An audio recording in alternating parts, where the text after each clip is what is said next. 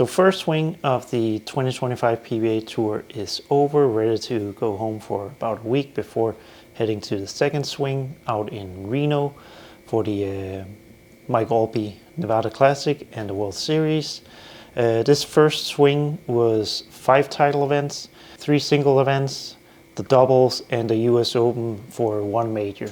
So we have 9 title events left, 4 majors, a lot of stuff coming up still. But let's do a little quick recap. So first event, almost cashed. I was in the cash number going into the last game, had a bad game, fell out the cash number.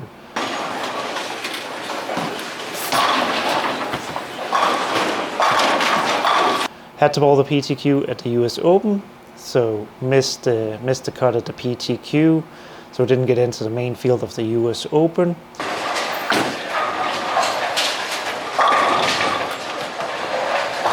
Bowled bad in Chicago to finish low in the singles and wasn't able to make it to match play with Thomas Keiko in the doubles.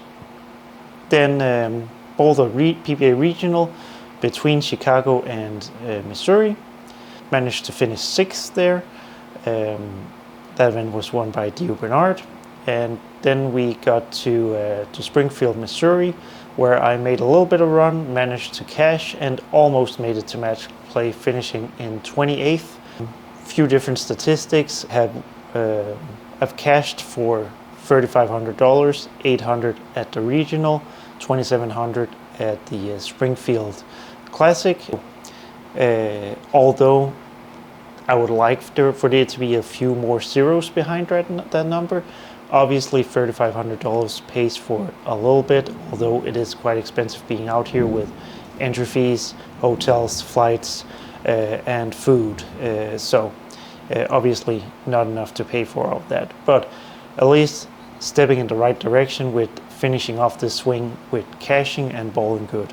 For the points, if it functions as same as it is this year, the exempt number will be 40th in points.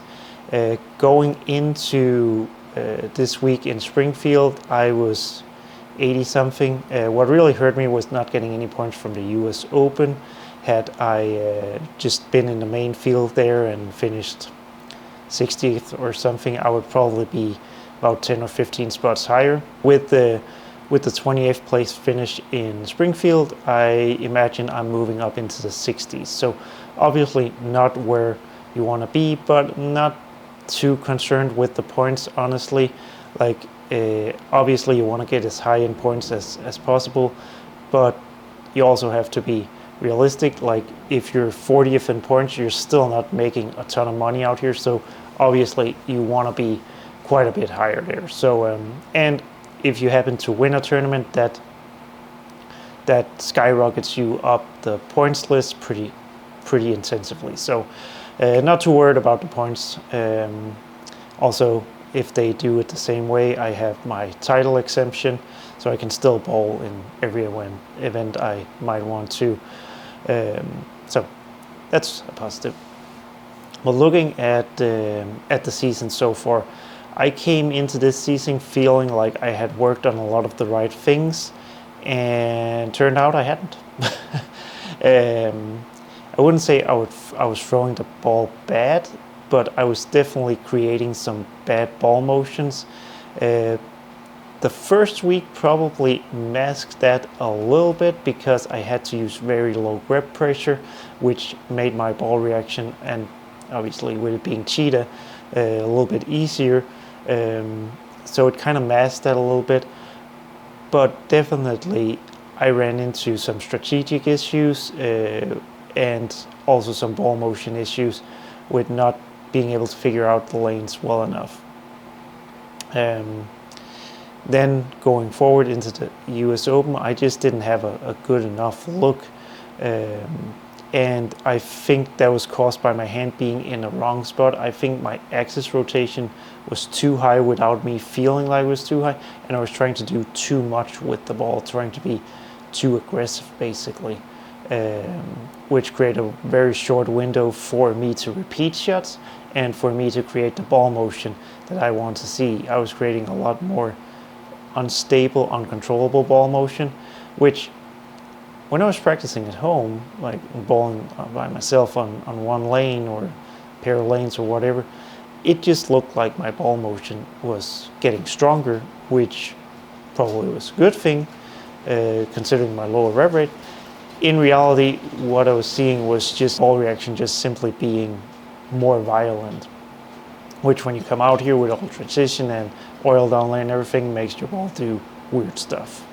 So practice, drill balls, and kind of learn from those things, and got better and better, like really learned some hard lessons, especially in Chicago, got better and better every round, and finally started to figure out some things to allow me to see the lane a little better, play the lane more to my strengths, and make better adjustments and better shots. Also figured out some things physically that allowed me to make better shots, make more consistent shots, which I was able to then take into the regional, where that was kind of a turning point for me. Really, the regional was a big thing for me, because I was able, without a ton of pressure, like work on some of the things I'd been struggling with, and both technically, lane play wise, strategic wise, ball motion wise, and have a little bit of success with that, which also kind of loosens you up when you see that the things you're working on are working and you're getting paid for that results wise.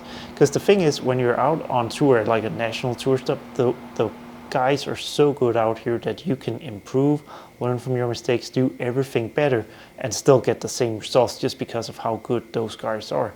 So it was nice seeing some improvements at the regional, which I could then take into the event in Springfield.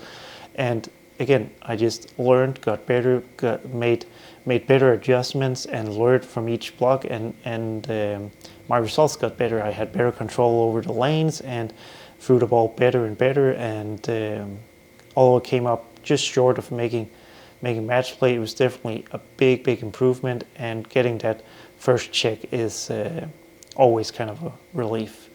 So going into the second part of the season, what I have to get better at, obviously I have to continue to make better and better shots, and use my versatility, use my strengths, and play the lanes better and smarter. But one of the big things I'm noticing is I usually figure things out during the tournament, but I'm too slow at figuring out. And that's kind of been the story so far, like especially in Springfield. Like first round got off to a good start, the first 3 games, started getting in trouble, couldn't figure out how to get my ball to carry. Came in the next day with weaker balls, cleaner balls, and started lofting the ball. That definitely worked, but didn't, again, had a little bit of issues the last 3 games, where I then on the third day figure out, all right, I have to work a little bit with axis rotation and even more loft, and maybe some not go to so weak balls, but stay in a little bit stronger balls, and use the axis rotation and the extra loft to kind of blend out the lane. And I learned that from every block, and it gives me better and better results, and I'm seeing a better picture. I just need to learn to do that earlier. Like if I start lofting it in the first block, I have more pins there probably. If I start using a little more axis rotation in the second block, I get more pins there. If I start lofting it further and using more axis rotation earlier in the third block, I get more pins there. And like all of a sudden, I'm collecting over the 3 blocks, I'm collecting another 100 pins, and I don't, like going into the last game, I don't even have to worry about making the cut. I'm just there.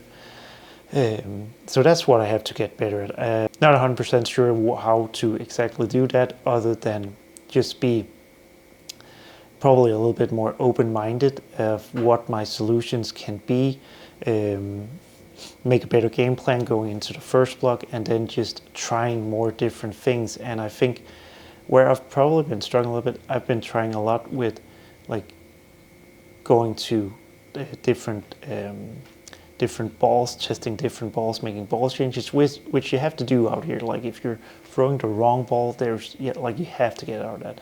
Maybe I've been a little slow to do that, but I definitely also need to work more on being quicker with changing my ball roll, and I think maybe especially with the loft to kind of change my ball motion and what I'm seeing, because I need to find a way to get through all the muddiness that all the big rev rate guys create, because I just can't get left like them and overpower the lane.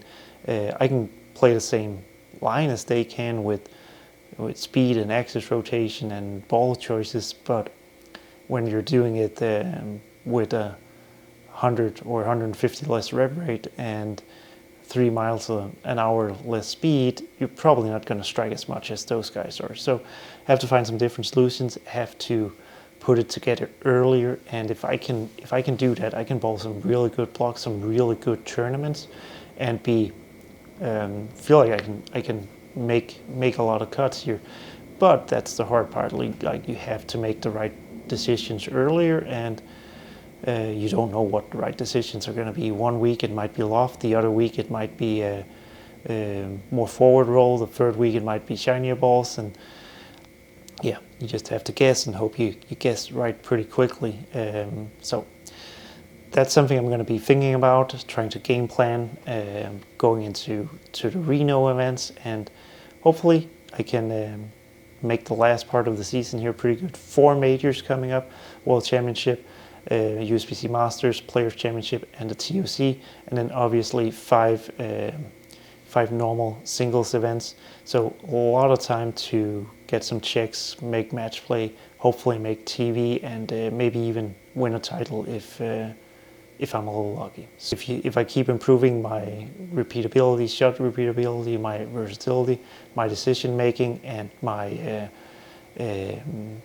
recognition skills, things will get slowly better and better, and hopefully I can speed up that process as much as possible. So yeah, make sure you subscribe. I have multiple videos covering the PBA Tour, so make sure you check those out, and yeah, check back for more videos from the upcoming events on tour.